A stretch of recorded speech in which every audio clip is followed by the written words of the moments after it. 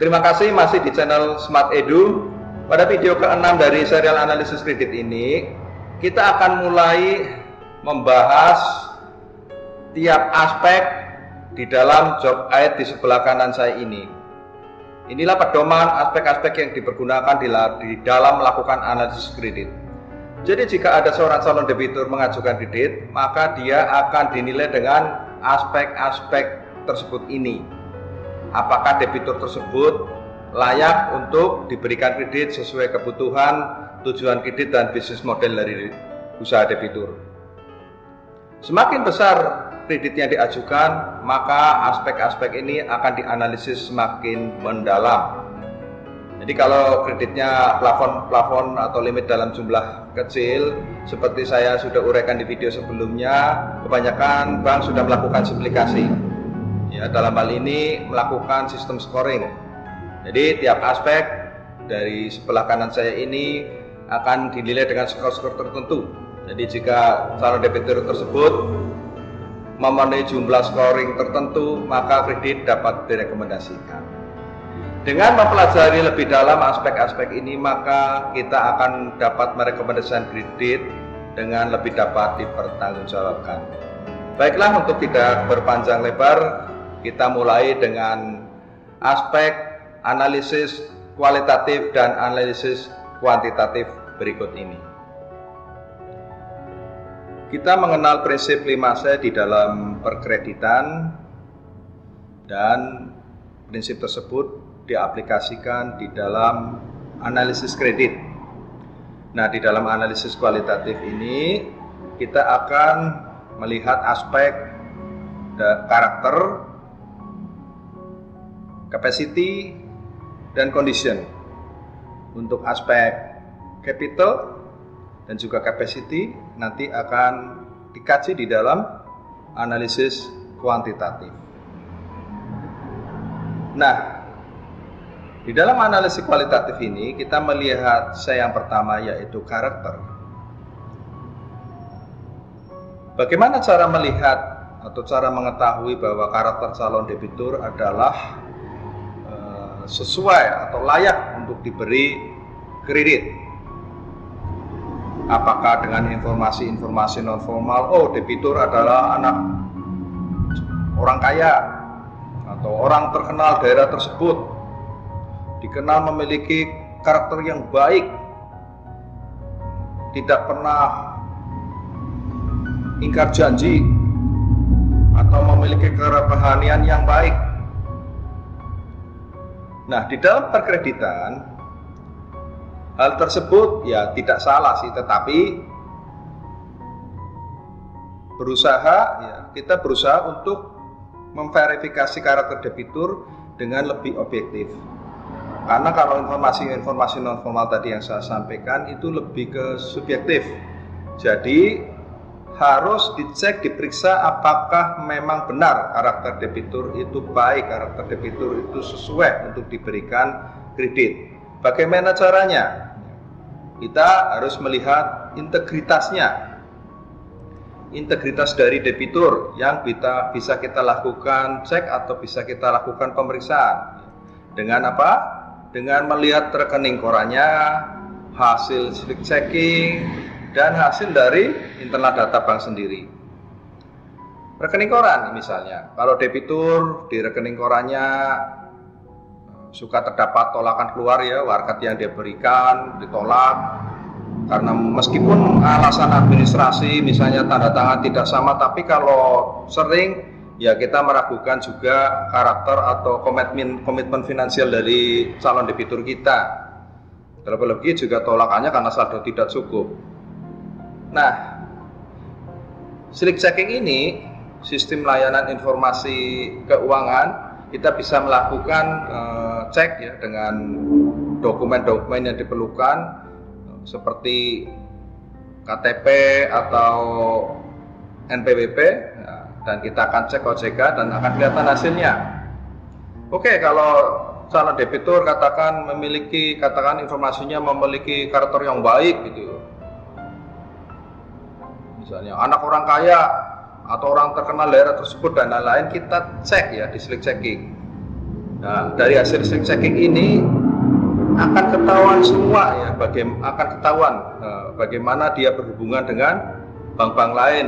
Misalnya ternyata di bank lain dia ada keterlambatan membayar angsuran, keterlambatan bunga, pemakaian sering melebihi atau karena pembebanan bunga ya maksimal pemakaiannya, sering terjadi tolakan, bahkan kredit menjadi bermasalah di bank lain pun dia akan kelihatan ya kalau kreditnya bermasalah.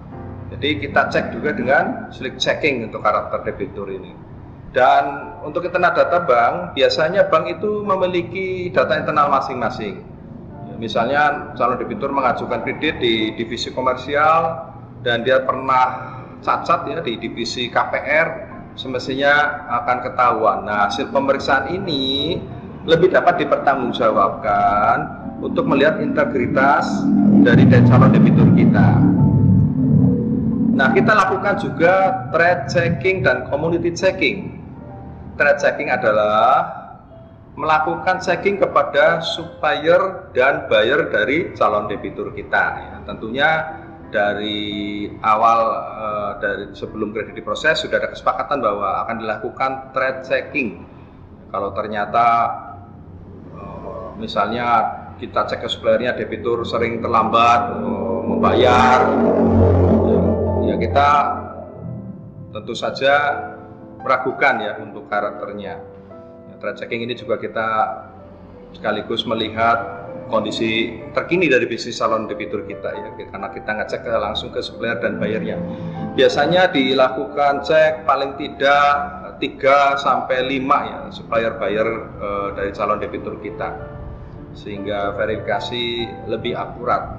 Dan community checking ini checking secara non formal ya, misalnya ke pengusaha-pengusaha ya, kenalan calon debitur atau pengusaha terbesar kita yang berhubungan dengan bank kita di kota tersebut, kita cek ya, kita tanya-tanyakan ya, sifatnya non formal gitu.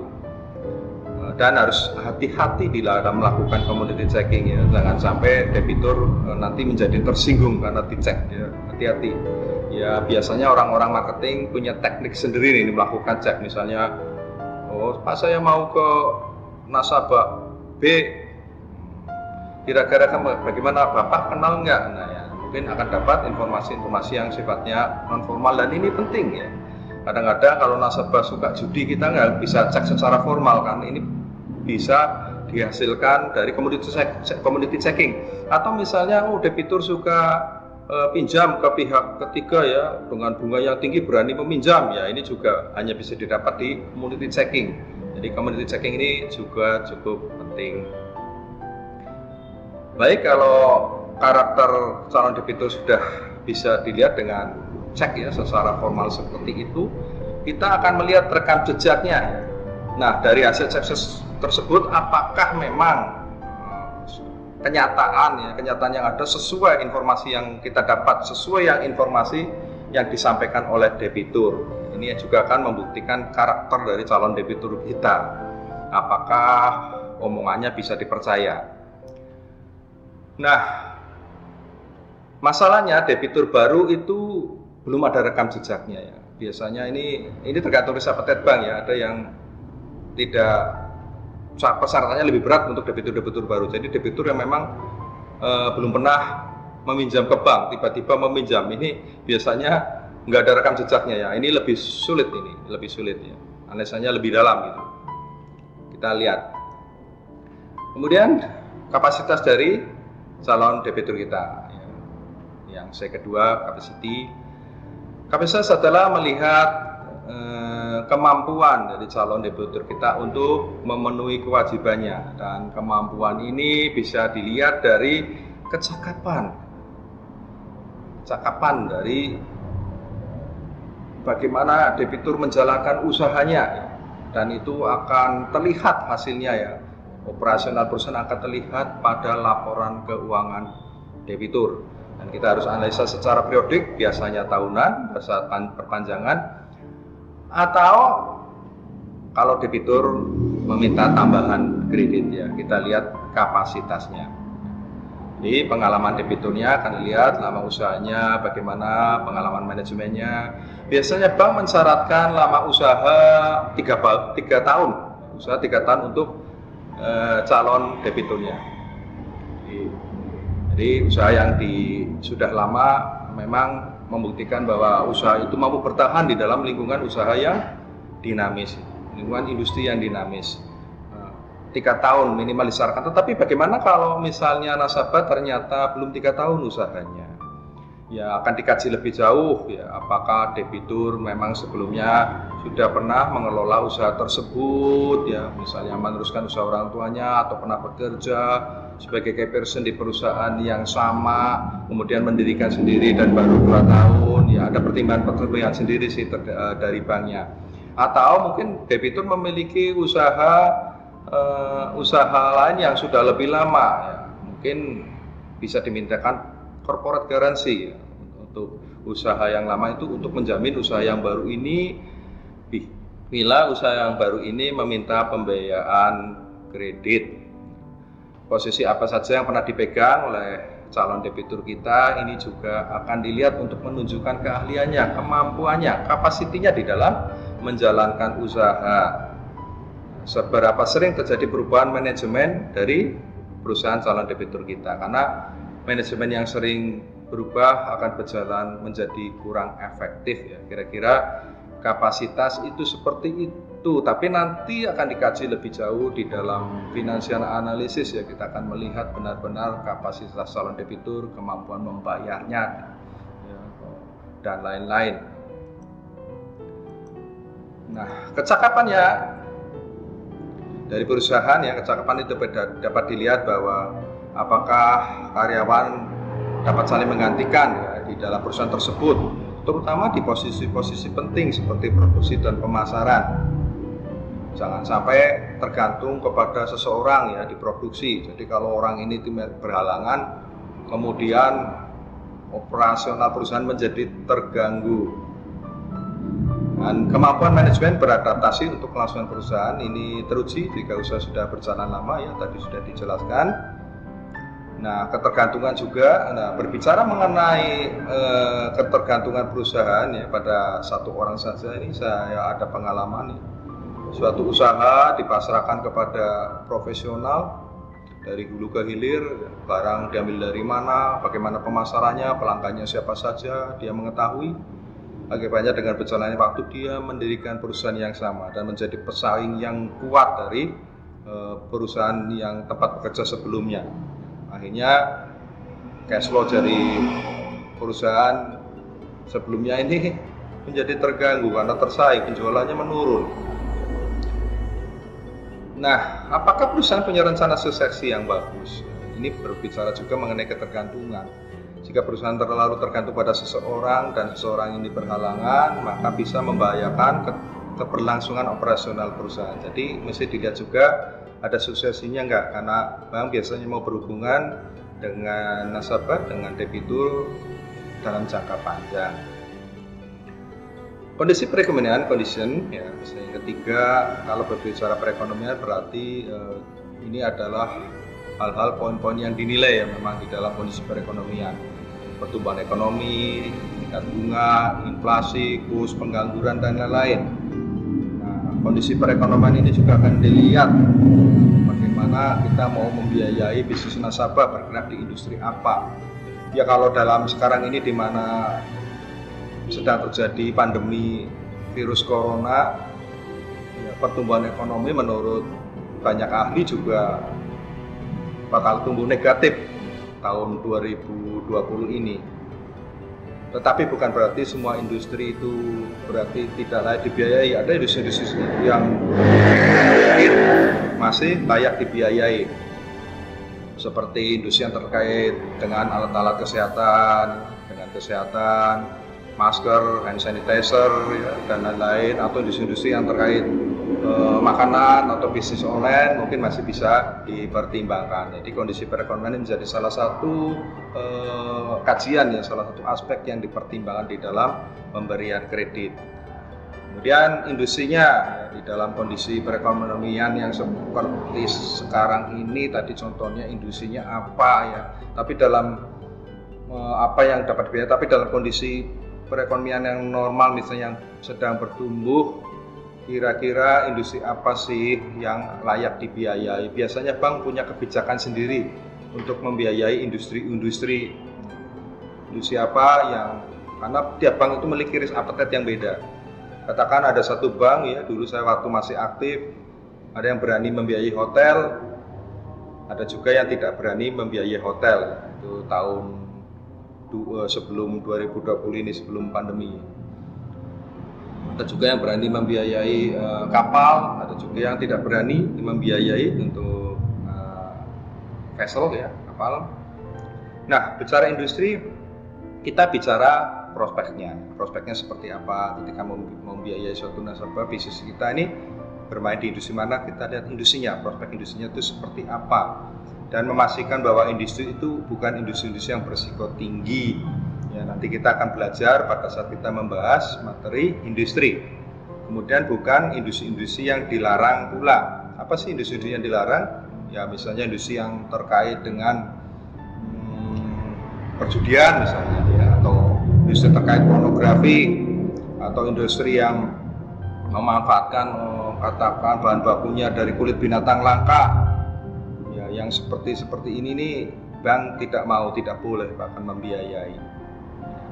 Jadi sekali lagi industri ini tergantung risk appetite bank, dan biasanya bank memiliki pedoman acuan masing-masing hendak masuk ke industri yang mana, karena penting bagi bank salah masuk ke industri bisa berakibat risiko kredit juga meningkat. Nah, kita juga melihat bisnis dari nasabah secara umum, ya, jenis bisnisnya, orientasi produk dari nasabah gimana, ya, contohnya apakah bisnis elektronik, atau barang konsumer, atau barang kebutuhan pokok, apakah nasabah merupakan orientasinya juga jasa, ya, jasa kesehatan, transportasi, broker dan lain-lain, lalu apakah pabrikasi, karena ini semua akan menentukan jenis kredit, bahkan menentukan apakah nasabah ini membutuhkan modal kerja atau tidak. Bahkan ini pabrikasi, pedagang besar dan pengecer juga kebutuhan modal kerjanya tentunya lebih besar yang pabrikasi, karena persediaan juga besar, hutang biasa umumnya lebih besar. Kalau katakan pedagang besar ini biasanya lebih di hutang, juga ada persediaan. Atau pengecer umumnya pembayaran kebanyakan cash ya, tunai, sehingga biasanya pembayaran lebih ke persediaan.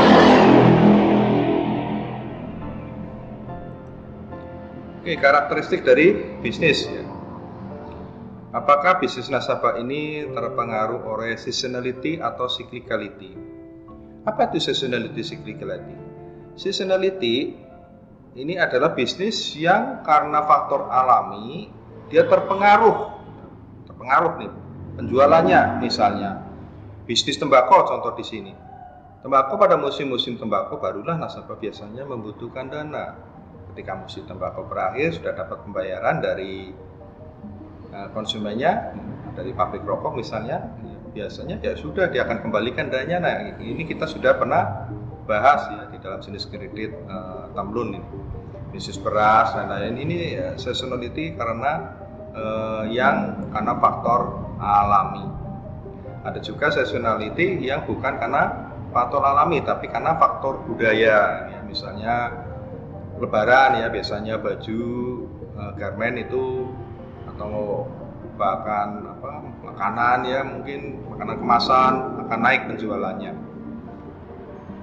Nah, kalau cyclicality ini dipengaruhi kalau kondisi ekonomi.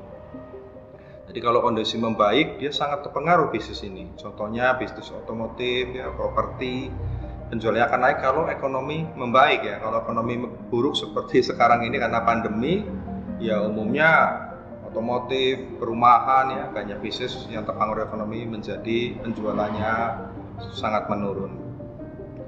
Kemudian ada yang berlawanan dengan kondisi ekonomi. Jadi meskipun pandemi seperti ini, ya, contoh di sini adalah perbaikan rumah. Kalau rumahnya bocor ya tetap harus diperbaiki, ibaratnya seperti ini. Jadi berlawanan dengan kondisi ekonomi. Lalu ada juga yang tidak terpengaruh kondisi ekonomi, ya, non siklikal, misalnya pasti obat-obatan, ya kondisi ekonomi memburuk pun obat-obatan tetap dibutuhkan, atau barang kebutuhan pokok ya pasti tetap dibutuhkan dalam kondisi apapun. Jadi karakteristik bisnis dari nasabah, ya seasonality cyclicality ini akan menentukan, menjadi pertimbangan di dalam kita memutuskan suatu pembiayaan kredit. Produk pengganti, ya substitusi produk. Produk pengganti misalnya kalau bisnis garment, kaos misalnya, tentu produk penggantinya ada baju, ya, ada pengganti bisnis pengganti lain yang dapat saling menggantikan. Kalau bisnis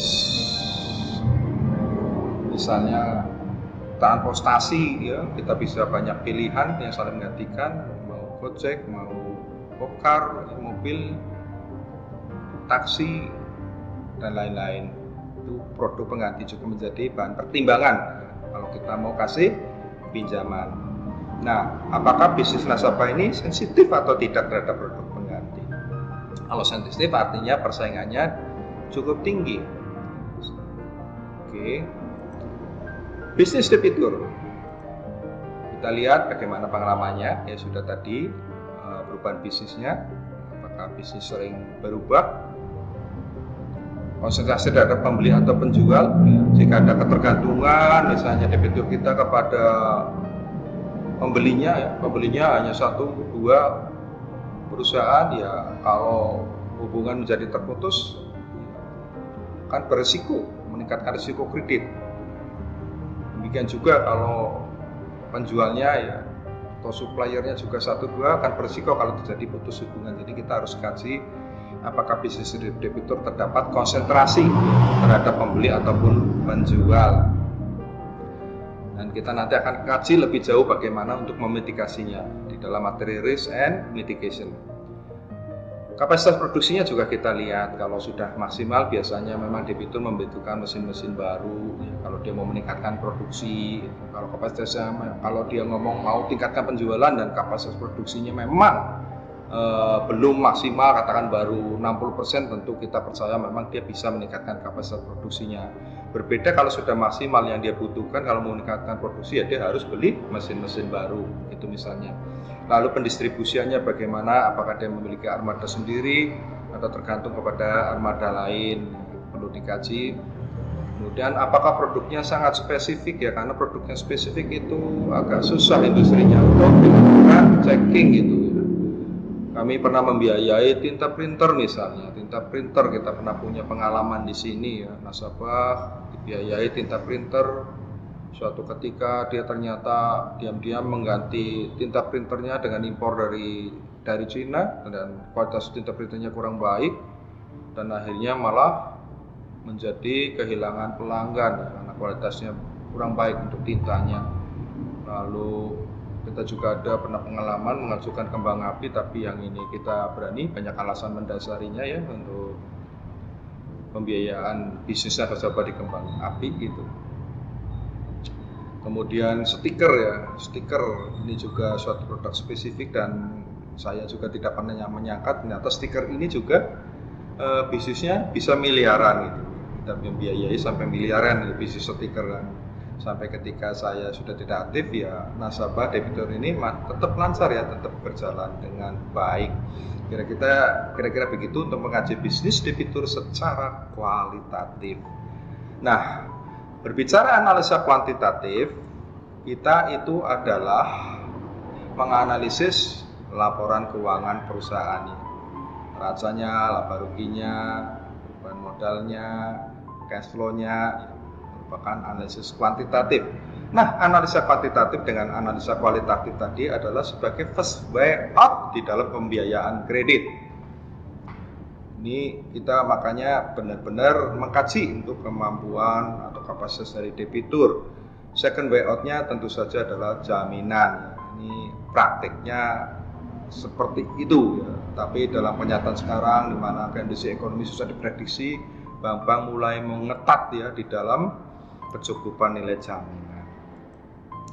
Nah, Untuk mengetahui kualitas calon debitur, terutama kemampuan membayarnya, ya kita dengan cara apa sih? Ya tadi menganalisis laporan keuangannya.